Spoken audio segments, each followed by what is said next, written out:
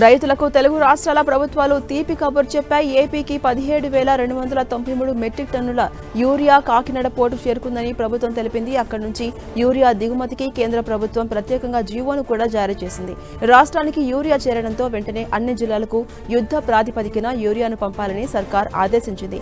ఎక్కడా యూరియా సమస్య లేకుండా చూడాలంటూ వ్యవసాయ మంత్రి అచ్చెన్నాయుడు దిశానిర్దేశం చేశారు.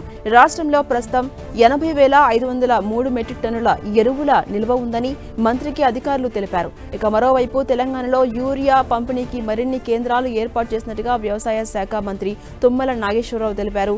యూరియా పక్కదారి పట్టకుండా రాష్ట్ర వ్యాప్తంగా 500కు రైతు వేదికల ద్వారా పంపిణీ చేస్తున్నట్టుగా తెలిపారు.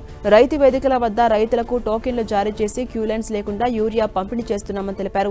ప్రస్తుతం ప్రభుత్వ ప్రైవేటు యూరియా కేంద్రాలు 12,000 వరకు ఉన్నట్టుగా చెబుతున్న ప్రభుత్వం ఎక్కువ మంది రైతులు ప్రభుత్వ కేంద్రాల వద్దనే కొనుగోలు చేయడానికి ఆసక్తి చూపిస్తున్నారని తెలిపింది.